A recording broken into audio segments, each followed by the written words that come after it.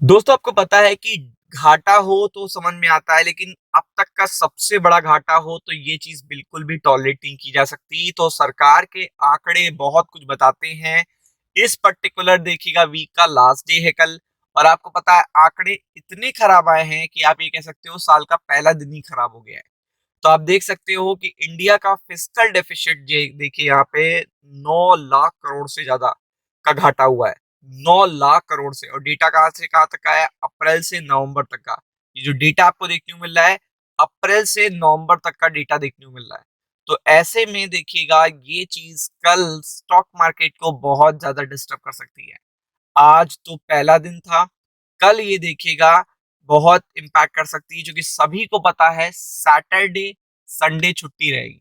क्या रहेगा? Saturday Sunday छुट्टी रहेगी। तो ऐसे में सबसे इंपॉर्टेंट है कि ये चीज आप बिल्कुल आपको ये इंफॉर्मेशन मिले, क्योंकि यहाँ पे जो डेटा आया है वो आया है अप्रैल से लेके नवंबर तक का। तो अप्रैल से नवंबर कितना बड़ा टाइम फ्रेम हो जाता है ये आपको खुद ही पता होगा। तकरीबन तकरीबन 8 महीने के आसपास का ये टाइम फ्रेम का डेटा आया है।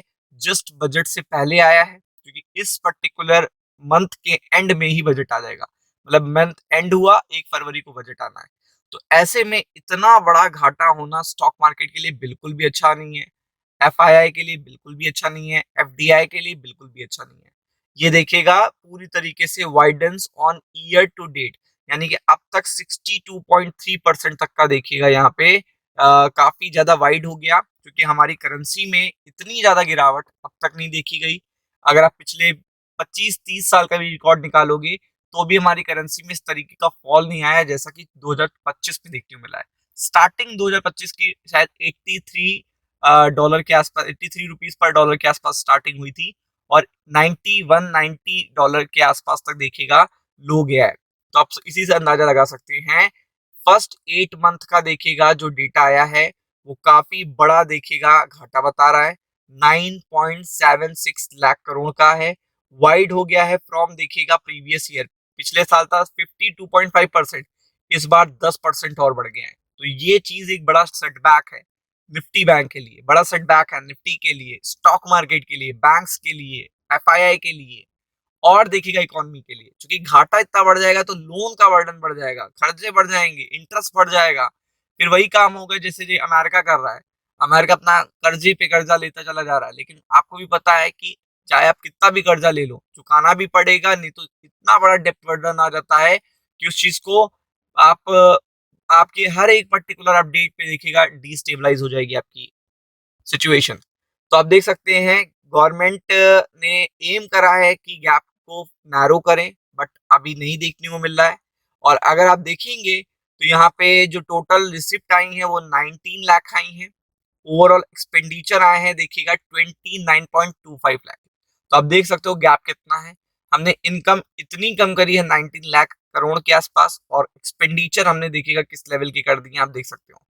They were 55.7 and 57.8 this financial year budget target. तो आप देख सकते हैं इससे भी ज्यादा हमने कर दिया है।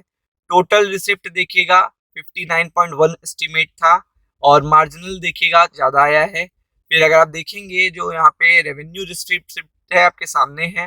टैक्स रेवेन्यू 13 लाख करोड़ के आसपास आया है, नॉन टैक्स आया है आपका जो टोटल अब तक आ चुका है 88%।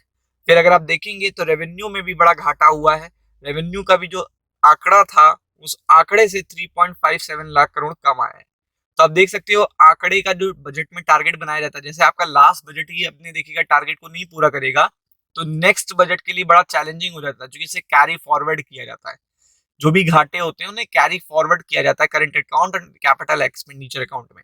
तो आपको पता है वो चीज नेक्स्ट बजट के लिए और ज्यादा चैलेंजिंग हो जाती है, और ज्यादा डिस्टर्बिंग हो जाती है। तो ये जो घाटा देखने को मिल रहा है, जो रेवेन्यू डेफिशिट है, जो रेवेन्यू उतना कलेक्ट नहीं हो पाया, क्योंकि इसमें कोई भी बड़ा चैलेंजिंग टास्क नहीं रहा है। बट इसमें देखिएगा टैरिफ का टास्क रहा है। टैरिफ पता नहीं था, इस साल की शुरुआत में कोई भी टैरिफ नहीं थे। बजट तक भी हमारे पास कोई टैरिफ नहीं थे। फिर अगर आप देखेंगे टैरिफ ने देखिएगा एक सेटबैक दिया। देन आफ्टर दैट जीएसटी को जो कम किया गया तो वहां से भी रेवेन्यू कम हुए, 10% तक जीएसटी देखिएगा फ्लैट ऑफ किया गया है।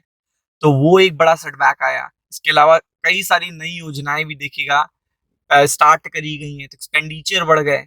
तो वो जो चीज हुई कि आपके इनकम पे सेटबैक लगा, डेंट लगा, और देन आफ्टर दैट देखिएगा आपने एक्सपेंडिचर को बढ़ा दिया, एक्सपेंडिचर आप देखिए 29 लाख तक लेके चले गए। तो ये चीज देखिएगा काफी ज्यादा इंडियन स्टॉक मार्केट को परेशान करेगी। और आपको पता है घाटा होना, फिस्कल डेफिसिट बढ़ना किसी भी देश के लिए अच्छा नहीं है, चाहे वो अमेरिका ही क्यों ना हो, चाहे वो देखिएगा कोई भी कंट्री क्यों ना हो, डेवलप्ड हो या अनडेवलप्ड हो, घाटा किसी के लिए सही नहीं है। आपके खर्चे इतने ज्यादा एक्सपैंड कर देने चाहिए कि बजटेड टारगेट को भी क्या कर दें, बीट कर दें। तो इसलिए देखिएगा इसका असर जो है वो आपको देखने को मिलेगा, क्योंकि आपको पता है कि ये बड़ी चीज है और ये छोटे खर्चे नहीं है, ये छोटे देखिएगा लॉसेस नहीं है, बड़े लॉसेस है। तो be prepared for it. Ram Ram.